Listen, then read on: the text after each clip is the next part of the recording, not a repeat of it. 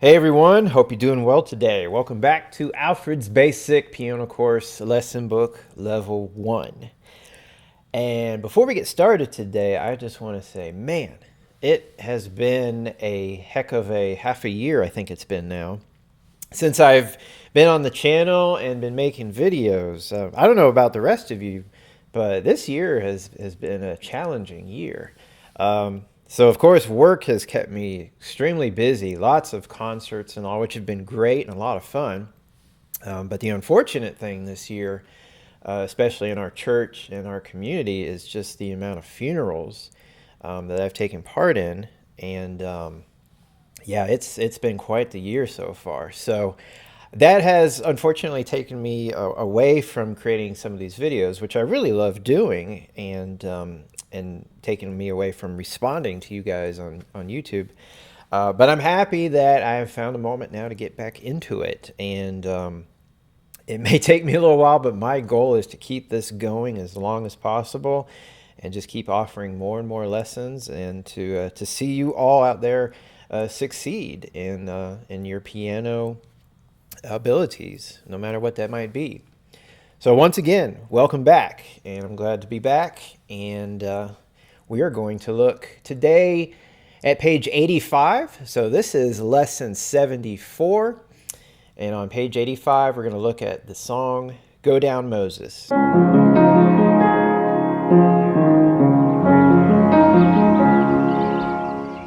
All right, so let's look at page 85. Go Down Moses. So a couple things we want to note before we start is, of course, our key signature. So we have recently been looking at the key of A minor. We've looked at our A minor scale. So as a brief review, there are two types of minor scales that we focus on. There's the natural minor, which is basically starting on A and just playing all the white keys all the way up to the next A. So that is one octave scale right there, A minor, specifically natural minor. There's also harmonic minor, which you raise the seventh note a half a step. So the seventh note in A minor is G, 7 notes up from A, 1, 2, 3, 4, 5, 6, 7. So when you're playing the harmonic minor scale, instead of a G, you're going to play G sharp. So that would look like this: A, B, C, D, E, F, G sharp, and A. Now, mind you, I'm not going through the fingering right now, but I believe we had it's been so long I can't remember, but I believe a few pages ago the book does dive into the A minor scale and the fingering along with that, so you might want to revisit those previous lessons. But for today, you just need to know we are in the key of A minor. So even though there's three forms of an A minor scale, the only thing that's going to be reflected in your key signature is just the fact that A minor has no sharps and flats. So for the majority of the piece, you won't have any sharps and flats. But because of the elements, if that makes sense, of using a harmonic minor scale can be present, you can still see a lot of G sharps in this piece. So that's why the G sharp, because they're borrowing from the harmonic minor scale. Again, that's not reflected in the key signature. So any form of harmonic minor, and there's also melodic minor, that is used, again, that never shows up in the key signature. Those G sharps, in this case, have to be written in the piece individually. So you will see a lot of G sharps, and you may come across G naturals too. But again, that has to be noted or notated in the music itself. So, but the majority of the piece is all white, or is all white keys, yes. The other thing we want to note at the beginning is 4/4 time. So we're in 4 beats per measure. If you look at the rhythms briefly, there are a couple of dotted quarter notes followed by eighth notes. So it's good to be counting 1 and 2 and 3 and 4 and rather than just the basic 1, 2, 3, 4. And of course, there's pedaling. So we'll probably save the pedaling for the very end. But there's quite a bit of pedaling in this piece, so we're going to look at that as well. So like with most pieces, I like to look at the right hand first, and you'll notice the very first note is your thumb on E, right above middle C. Now naturally, I'm going to want to get my fifth finger already in position for the C, which is the next note I'm playing. So when I start this piece, don't just have your thumb on E, but have your hand extended so you're already in place to get the C. And there's two C's. After that, there's a B. Two B's actually, and then there's two C's in the next measure, and then three on A. So it looks like you're really going to want this hand position, and that'll cover the first couple measures here. So it'll be nice to have that outline. That'll give you an advantage. That E, if you notice, is only on the only note in that first measure. So it's a pickup note. We have an incomplete measure. Since it's just one note, one quarter note, that falls in on beat 4. And if you look at the very end of the piece, we do in fact have a dotted half note, 3 counts on our very last measure. So this E is on beat 4. In the next measure, our very first full measure, like I said earlier, we have 5 on C. That's twice. And then 4 on B twice. And the next measure back to 2 of those C's. And then we're going to skip down to A, which is our third finger. Note that that is a half note. Now we're going back to E in the next measure, but notice it's not thumb on E. We're going to jump to 2 on E. So a little bit of a jump. Now why are we doing that? Well, if ever there's an odd finger switch like that, it means something's coming up. That requires, in this case, our thumb to be in position 4. And if you look at the last measure, our thumb is going to play a middle C. So that's why the finger switch. So we've got 2 on E twice, 4 on, here's our first G sharp. Now remember the rule about sharps and flats. If you have a G sharp in the same measure, that with another G, the same G by the way, not a different G, but the same G, that G is still sharp. So both of these G's are sharped. And then the very last measure, if you look at my hand, it's already in position for that C and A. Thumb on the C and 5 on the A. And that's a dotted half note, 3 counts. Now we go back to E, but we're not going to use our second finger. We're going to jump up with our thumb. And we're basically going back to the exact same thing we played. In fact, the second line is a repeat of the first line. So that means the same hand position. If this thumb's on E, at the second line, we're going up to 5 on C. And we're doing that twice, and then 4 on B twice. On the next measure, the C twice, and then we're skipping down to the third finger on A. And in the next measure, once again, take that second finger down to E. And give yourself, when you practice going down to the 2 on E, look at my fourth finger. I know that fourth finger is going to go to that G sharp. So again, I'm not just going to go to 2 on E down here, but I'm actually going to go to 2 on E up here and have that fourth finger ready to go. So again, that gives you an advantage. So think about finger placement not just for one note, but try to gather as many notes as possible. In fact, when I go from the end of the second measure to that third measure, I could outline every note I'm about to play, because that includes the C and the A at the end of the measure. And again, this answers why we're going to 2 on E. So picking it up at the third measure, 2 on E, and then those are both G sharps, once again, with the fourth finger, and then the 1 and 5, C and A. Now they have a rest on beat 4, which is kind of nice, because look where you go in the third line. You've got to bring that thumb all the way up to A. Right now your fifth finger's on A, so it's kind of a marker. Bring your thumb to where your fifth finger is, but it's nice you have that quarter rest to move.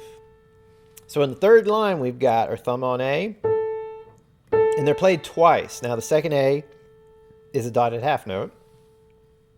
And then the next measure, 4 on D. Same rhythm. Quarter note followed by a dotted half note. And in the third measure, 5 on E. And I'm not doing a whole lot of rhythm yet, but this next E is our first dotted quarter note. And then quickly, you're going to have 4 on D. I say quickly because it's an eighth note. And you're going to go right back to that E in the last measure. Now that, when we get to rhythm, you're going to want to practice that because you're going from an E to a quick D back to E with your fifth and fourth finger. These are weak fingers, so you may need to practice that just a little more. So the last measure on the third line is 5 on E, 4 on D, and here we have a reverse of that rhythm. We have an eighth note on C followed by thumb on A. So C to A, of course, is a skip from your third finger to your thumb.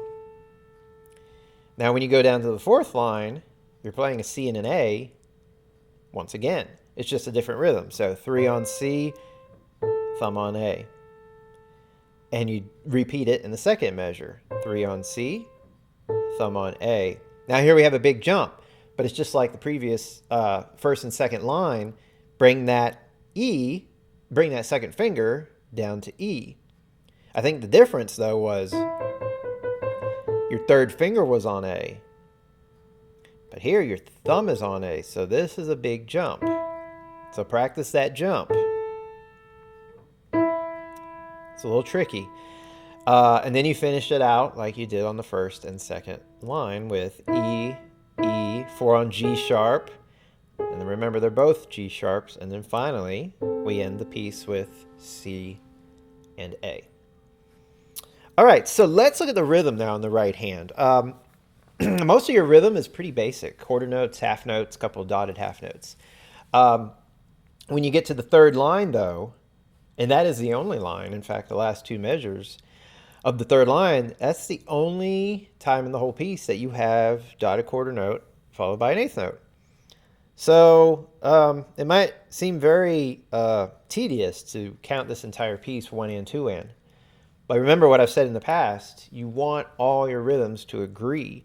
So I'd hate for you to get into the habit of this piece going 4, 1, 2, 3, 4, 1, 2, 3, 4, and then you get to the third line, last two measures, 1, 2, 3, 4, 1, 2, 3, 4, or something that causes that rhythm to not agree. Does that make sense? So I will go back to the beginning, and I'm going to count this with the ands, just to be, again, certain and precise with all our rhythms. So remember your layout here. Thumb on E, 5 on C, and maybe you already have the 4 on the B and the 3 on the A. This comes in on beat 4, this E. So you could give yourself a little count off, and that's what I'm going to do.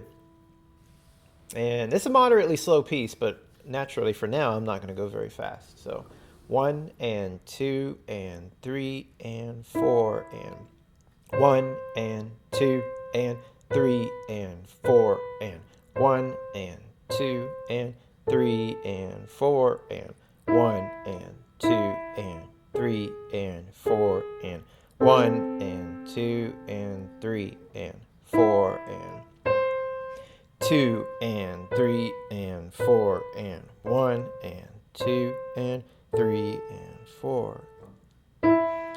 2 and 3 and 4 and 1 and 2 and 3 and 4 and 1 and 2 and 3 and 4 and 1 and 2 and 3 and 4. 2 and 3 and 4 and 1 and 2 and 3 and 4 and I'm going to go ahead and stop right there because that's where the trickiest rhythm is. And I apologize. I know I didn't count everything. Drinking coffee right before you're about to count 1 and 2 and 3 and 4 and is not the best thing for the vocal cords. So forgive me. Hopefully you could still feel my steady beat regardless though. So I'm going to go to the third line, third measure once again. So we're starting with 5 on E.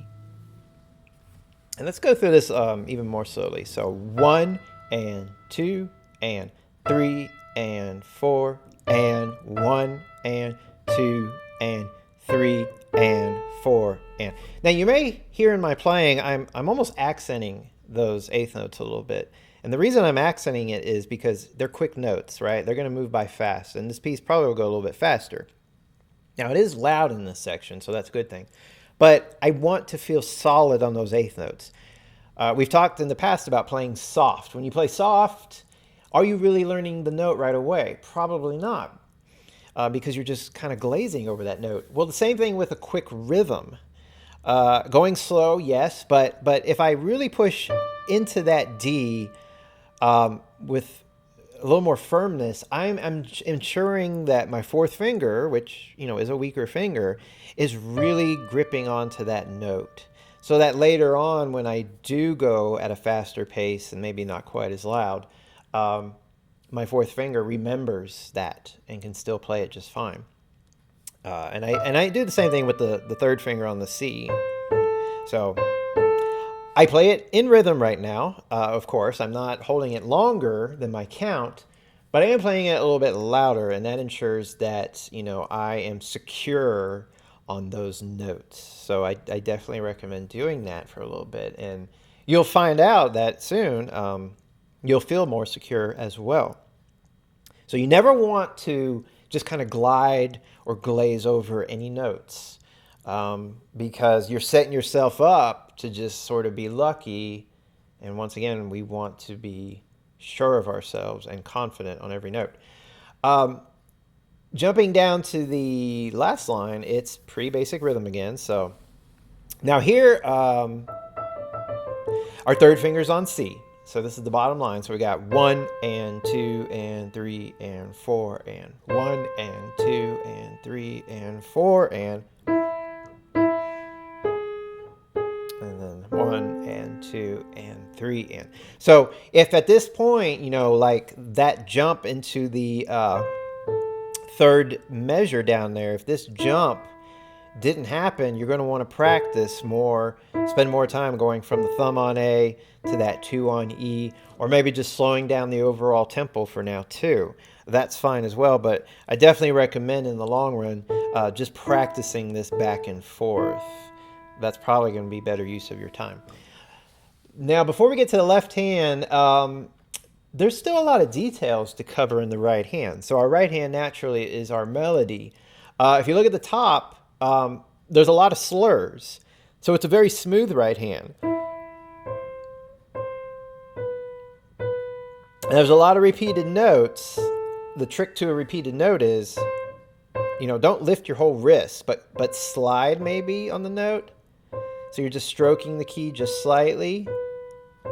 And that can ease it up a little bit and give the appearance of more smoothness. Now, you're not going to get perfectly smooth on the same note, but spoiler alert, that's where the pedal comes in later. So we'll get to that later. Pedal helps keep things smooth. The dynamic is soft here at the beginning. But when you get to the third and fourth measure, notice the dynamics. You've got this crescendo. So once you hit that C and A, you're much louder. And then if you look on, you're at a mezzo forte. So going into the second line, this is all smooth, or as smooth as we can make it. And then, whoops, it stays loud and gets softer. So that's the opposite here. So at the first line, we get louder.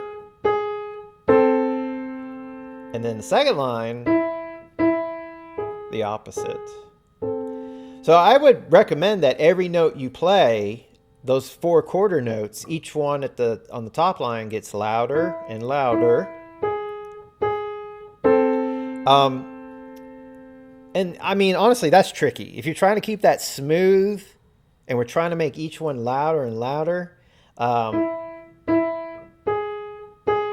there's only so much we can do. You can kind of slide on those keys a little bit, but don't expect it to be perfectly smooth, and that's okay. That's okay. I think part of it, the legato markings for smooth playing, is just to ensure we don't make this piece too choppy.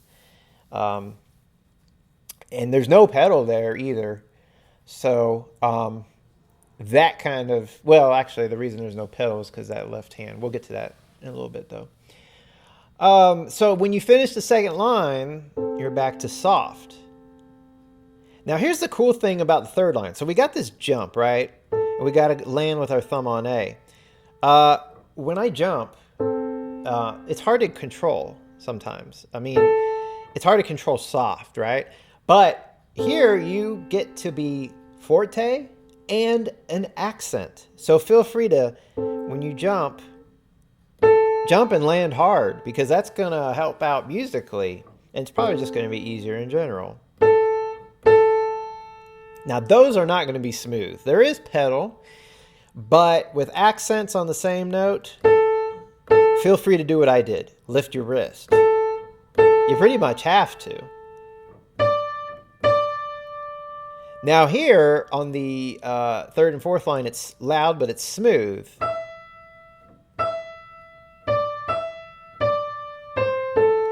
So even though it's not accented, it's still loud. And playing with these weaker fingers, again with that rhythm, I really have to bend my fingers holding a baseball.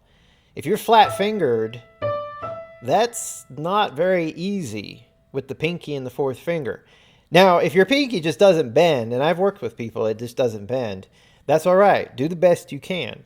But if it can, the more you can grip the keyboard like you're holding a baseball, you're engaging those fingertips, and you'll get more control and more power. So you'll need that in this section. Now when you go to the fourth line, mezzo forte, so we're a little bit softer. Notice the C to the A is smooth. So it's almost like you're falling down into the A. And then we got our big jump, and it gets softer and softer. And we end the piece quietly. So yeah, there's a lot of details in that right hand. So feel free to work all those through before going with the left hand. Now, a lot of times I put the details together with the left hand. But in this case, you know, like I said, there's so much going on in the right hand. You might want to study it individually in the right hand first. Now, the left hand in the piece has its challenges as well. In the previous lesson, 73, we learned about the primary chords in A minor. Well, now you're going to be playing those chords. So as a review, so here I am in the bass clef. We've got our A minor chord in root position. That's the first chord we're going to play in the piece here. So that is your fifth finger on A, 3 on middle C, and your thumb on E. So A, C, and E. And then we go into a D minor chord, but it's inverted. So you're going to keep that pinky on the A. Your second finger should be hovering over the D, and extend your thumb to the F. And it's the same two chords in the next measure. Now before we go on, there's one more chord in the piece, and that is the 5-7 chord, the E7. And the way the E7 works is you're going to come into it from the A minor. Your pinky finger is going to go down to G sharp. G sharp's the middle black key in the set of 3 black keys. Your thumb's already on E, and your second finger should be hovering on D. Now the hardest thing about that is, if you're coming from A minor, make sure you're not here on the edge of the keyboard, because look how far up my pinky has to go. So if you're doing a lot of this, that might be extra work. If you can dig in to my A minor, to the A minor chord here, look at my pinky now. Very little movement, but it really is digging in. You got to get those fingers really strong and engaged. So logically, that makes more sense, but it is more finger work. But that is the goal. We've talked about that before too in previous lessons. The higher up you can play, the less amount of movement. So if your fingers are weak, you may catch yourself doing this and moving your whole arm. That's not terrible, but work on this. This should be our goal, strengthening our fingers more, having more control and less movement. So those are our 3 chords. Now there's some other things that play in the left hand. If you go back to the top line, the third full measure, You just finished the second measure here. You got a big jump. That thumb is on F. It's going to come down to this E. Now when you do it, look where my hand went. I want you to go from here to your A minor chord. Not here, but down here. The reason for that is if you look at the last two measures, look at my hand position and look at the notes. E, D, C, B, and then A with the E. So I'm outlining basically the A minor chord. So I want you to get used to going from here to this hand position. Don't go from here to just thumb on A. Outline it all. And not only will you have the advantage, but you're probably going to play smoother. There's no pedal there, and the reason there's no pedal is because if I hold the pedal down, see how muddy that gets? When you have a moving scale-like pattern in the bass, almost always there's no pedal because it gets too blurry. You'd have to pedal every single note, and at that point, that's overkill. So you can play this smooth without pedal, staying close to the keys, right? So that's something you're really going to want to work on. Again, going from here to this outline right there. Now you're going to jump back up, but notice that you're basically outlining A minor chord. You're not playing the A minor chord, but you're outlining it. Second line, you're coming up to the A minor chord, and we're repeating the same thing we just played. So there's our D minor, A minor, D minor, and again, the big jump. Now when we go to the third line, we're coming right back to A minor again. And then the D minor. Now the third measure is where we go from A minor to the G7. Where's my pinky? It's all right. At least it's not down there, right? It's about halfway, but I can do it. And then you got the E7 in the next measure, back to A minor. Now hang around, because in the bottom line, hang around on that A because you're going to your D minor chord. Now this is the first time we've had it for 4 counts. And the next measure, A minor for 4 counts. And then we end the piece with our big jump and outlining the A position. Okay, so that covers the notes. The counting, I'm not going to go through it because it's basic. Quarter notes, half notes, whole notes, some dotted half notes, but there's no eighth notes at all in the left hand. It's pretty basic. And a lot of the left hand just kind of matches up to the right hand. And so when I put the hands together in a little bit, I'll show you what I mean by that. You've got the crescendo. Yeah, there's only one crescendo, the top line. So we talked about it in the right hand, right? Every note gets louder and louder. I did the wrong fingering.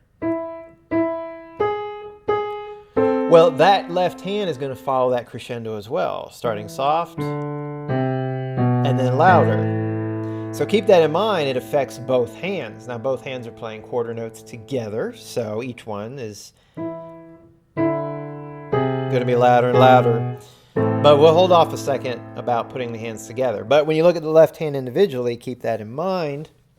Now in the second line and fourth line, both cases they're doing a diminuendo. So you're starting loud and then getting softer. Which is a little tricky because this A and E, it's harder to play soft than loud. Because you want to make sure both notes are equal in volume, equal in touch. You don't want, that was a little sloppy. You want them to come in together so it's one clean sound. And like I said, the fourth line does the same thing. It's a diminuendo as well. So putting the hands together, let's look at just getting notes together before we get to counting. So when you start the piece, this is actually an interesting hand position. Your thumb in the right hand's on E, and remember we talked about the 5 up to C, but your left hand's on the A minor chord. So you're going to have your thumbs right there. So you're going to have to get that left hand thumb out of the way, and as soon as you jump up to the C in the right hand, get that right hand thumb out of the way. So you got this little interplay here with the thumbs. So be ready for that. So the E is by itself in the right hand on beat 4, and then on beat 1 of our first full measure. So notice the pattern with the repeating quarter notes. It's 2 beats, and look at your left hand. Every chord change is 2 beats, so that's kind of nice. So you've got the C twice, and then we change chords and go to the B twice. Then we go back to the A minor chord and the C twice. Now here we go to that D minor chord, but the third finger on A. Now this is where it gets tricky, because both hands have a jump.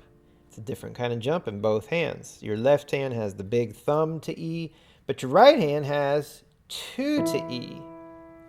So hopefully at this point you've worked the hands separately that you have enough familiarity with that.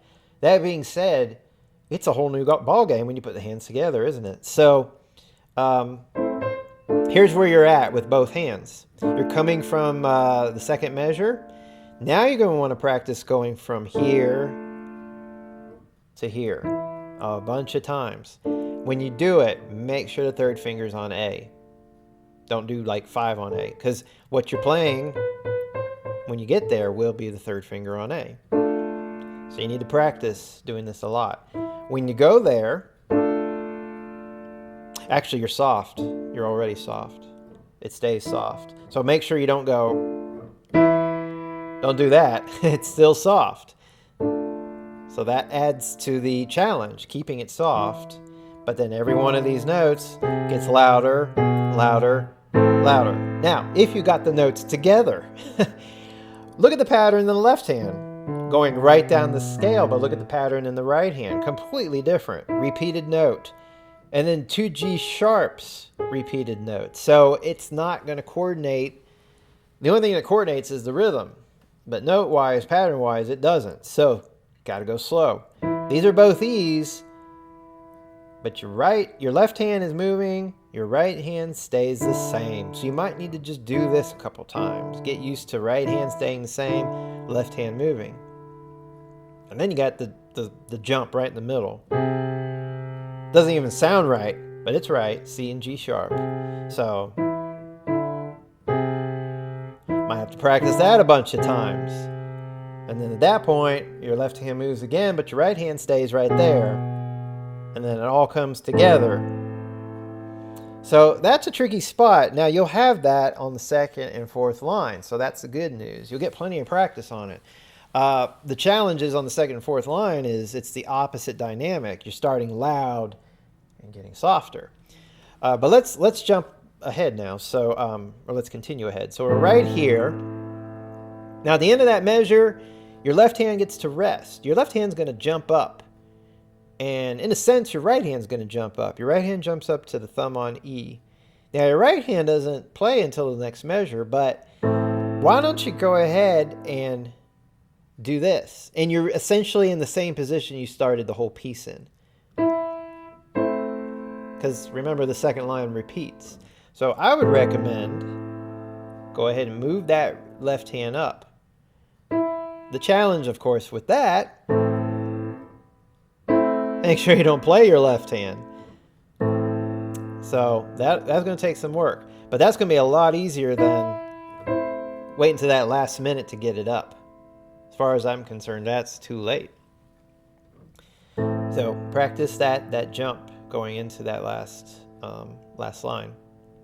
I mean, the last note of the first line. And then we go on to the second line. Like I said, this is all repeat. Everything's exactly the same. And the same thing, except, I'm not really focusing on dynamics, but I should, because here when we go and do our jump down, we're still loud. We're mezzo forte. So there you can get away with the louder jump. But don't get too used to it, because you don't want to do the louder jump on the first line. So just be aware. But then now each note gets softer and softer. So that's the new challenge. It's all the same notes, same pattern, but now softer and softer. Now beat 4 has a quarter rest for both hands. Like I said, that's perfect because both hands are moving up. You're here, and both hands are basically going to the A position. If you want, you can actually outline the whole A minor chord because in the right hand, because look at your next measure. D's with the fourth finger, E in the third measure with the fifth finger. So do that. Take both hands and move them to the A minor position.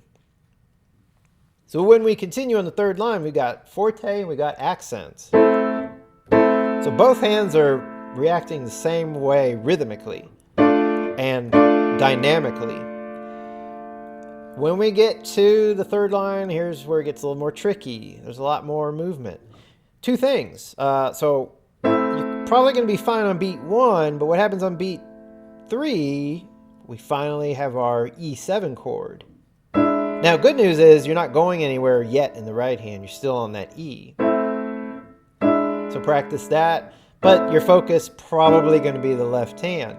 Now, this is going to be tricky. Now, you've worked out that rhythm at this point, but you got to get that E7 chord down there again when you go back to E in the last measure.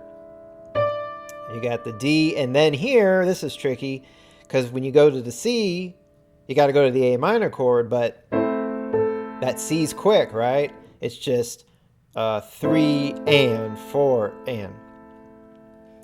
So you're going to practice those last two measures, I'm sure, a few times. And it's coordination. But at this point, you should have that rhythm worked out already in the right hand. Now, going down to the bottom line, you don't really need to go anywhere because, your third finger's there on C. Your left hand's almost outlining D minor. Longer rhythms here, though, right? Longer rhythms. This is the first time you've got the full whole note in the left hand. And the right hand's got quarter note and then dotted half note. Next measure is the same, except it's an A minor chord. And then we've got our big jump once again, and it's like the second line. You're still loud. And then softer and softer. Now, if you want to put a retard there because it's the end of the song, sure, you could do that. You can get away with that. So that covers playing the hands together. Now, there's rhythm, of course, which I touched on a little bit. It's not very complicated, though, because, a lot of times, like I said, there's quarter notes, 2 quarter notes in the right hand to 1 half note in the left hand. So at the very beginning of the piece, you've got 1 and 2 and 3 and 4 and 1 and 2 and 3 and 4 and 1 and 2 and 3 and 4 and. So you've got that, also on the second line. And then the last 2 measures of the first line, you got these quarter notes, 1 and 2 and 3 and 4 and. So that's pretty basic. Of course, when you get to the dotted half note, the thing there you have to keep in mind is not skimping out on it. It's got to be a 1 and 2 and 3 and, so a full 3 counts. When you get to the third line, same deal. 1 and 2 and 3 and 4 and. So don't shorten those dotted half notes. They're long, a full 3 beats. And then, of course, the bottom line, 1 and 2 and 3 and 4 and. So it's the exact same rhythm there actually as well, at least in your right hand. All right, so that brings us to the pedal. So let's get our pedal camera activated here. All right, so as always, make sure you're on the right pedal. Not just meaning the correct pedal. Well, I do mean the correct pedal as in the right pedal, but the one that's on the right. So if you're like my piano and you've got 3 pedals, the one on the far right is your damper sustain pedal. If you got just 1 pedal, of course that is the pedal, and if you got 2 pedals, once again it will be the far right. All right, so like I said, there's quite a bit of pedal here. What we can do is we can actually look at it first with the left hand because as always, most of the time, at least for now, the left hand and the pedal kind of work together. So if you go to the beginning, got our A minor chord. Now, normally, I've said in the past, you can have your pedal down when you start, but look at our very first note. They don't have pedal mark there, so you're going to have your foot resting on the pedal. So when you do both hands, your pedal comes down here on beat 1. So everything comes together on beat 1. But let's look at the left hand. So your chord, A minor, and the pedal go down. Now, when you change chords, you change pedal. That's pretty typical. But notice I moved my hand into position for the chord without lifting my foot. So this is a pedal review. You don't want to do this. You don't want to play the A minor and watch what happens when I go to D minor. I lifted my foot and then I come down. So that's incorrect because I just defeated the purpose of pedal. I put a break in there. You want to move your hand, and then when you go down on it, your foot comes up and then right back down. Now, if you haven't done this practice, I would suggest now's a good time because we're going to get more and more pedal in this book. And I know it was just recently we did a lesson with this, but if you still feel like you're struggling, now's the time to really practice that. And I would just do left hand by itself, certainly, when practicing that. So notice in the next measure, A minor. So I'm going to go to A minor, and then when I play it, I come up and then back down. So think of pushing the chord releases the foot. So when I go to my next D minor chord, I'm going to push down on the chord, and when I push it, up comes the foot. But remember to get that foot right back down. So it's an up-down motion. Now in the third measure, notice, no pedal, because we already talked about it. Those notes would be very muddy, but you do have pedal when you hit the very last chord. Now the reason for the pedal actually is because of the right hand. Here's where I'm at. I got to make a switch. It's not a huge switch, but I got to bring my thumb over to E. So remember what we talked about? When you move the hand, you don't want your foot coming up. That's exactly what they don't want here. They want you to move your hand and keep the pedal down until you press that E. So that's a situation where the pedal is influenced by the right hand. So it's like the beginning at this point, because at the very beginning we didn't have pedal on the E, right? So keep that in mind. When you hit the E, you pop off, but you don't go right back down. And look at the pedal. It actually signals there. It's the end of the bracket. So that means your foot stays off. When you have the little triangle cut, like we saw in measures 2 and 3, that means up, down. So your foot's off on this E. When you go to the second line, everything comes down together. And this is all the same. I'm doing both hands. I didn't mean to do that, but here I go. I didn't put my foot back quickly enough. But then when you go to the third measure, you're doing the jump. And when you do that jump, coordinate it. In other words, when you bring your hands up, bring your foot up. That's easy coordination. Now don't bring your foot back down, but rest it. Okay, apparently I'm doing both hands now. When you go from the second line to the third line, once again, everything pops off.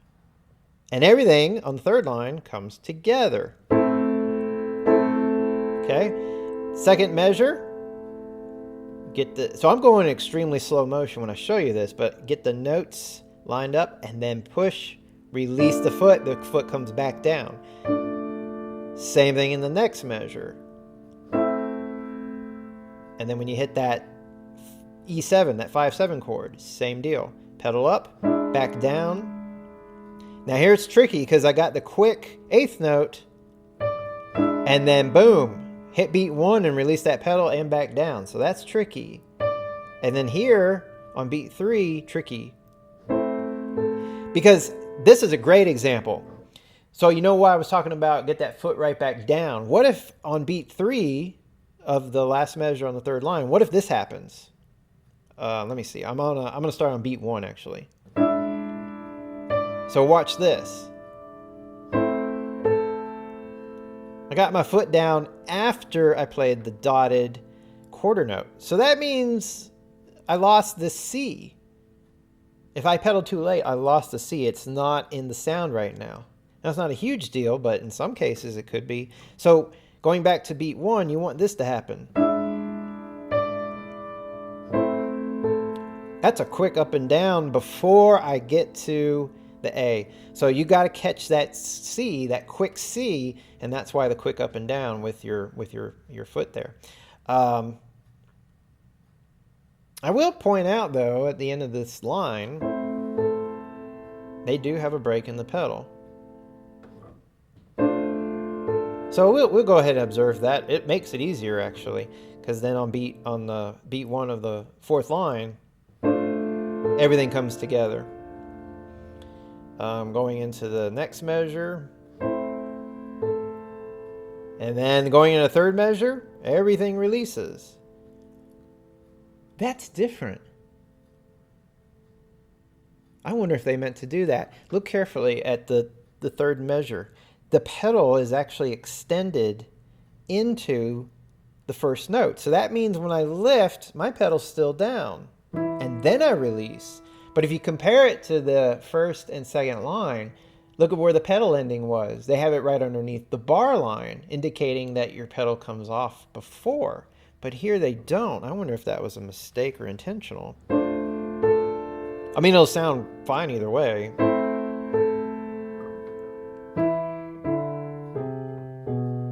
Maybe because it's the end of the song, they want it differently. Either way is fine, but if you want a little challenge, I will encourage you actually to do that. Hold down the pedal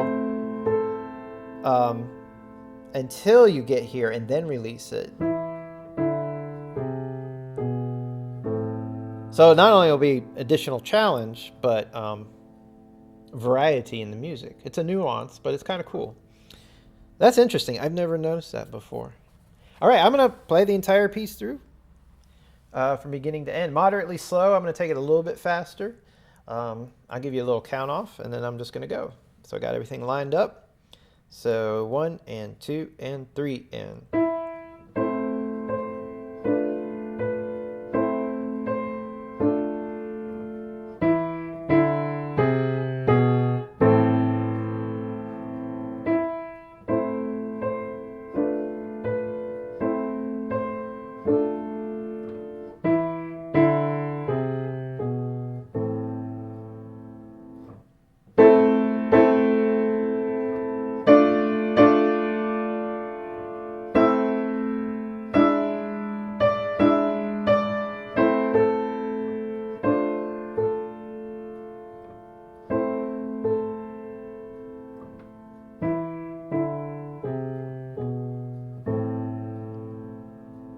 All right, that could probably have been better.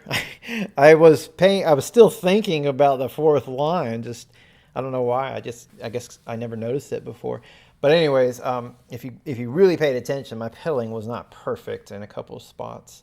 Not that it has to be absolutely perfect. To tell you the truth, it's rare. It will eventually be rare later on in your piano to see pedal markings. You kind of just go by feel and by hear. So this is actually very specific marking, and it's kind of rare to have this. So, but anyways, I'm making excuses. But I think overall that will be very helpful. Now I'll have a separate video that I call my performance video.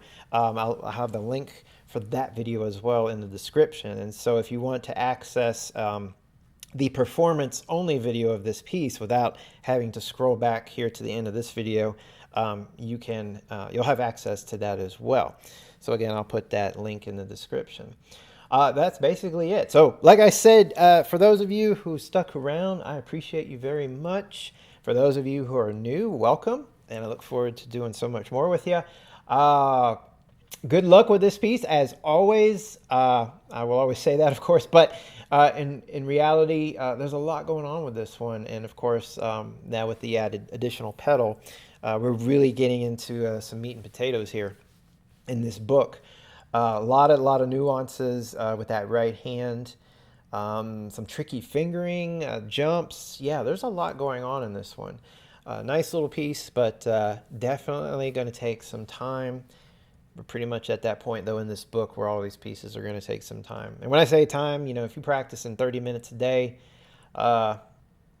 easily a week, up to a month it could take, depending on just how far you want to take these pieces. So Don't expect it to come within a few days. Don't expect it to come always in 1 week. And it's, of course, a little different for everyone. So I appreciate you for sticking around. And as always, I look forward to seeing you in that next lesson.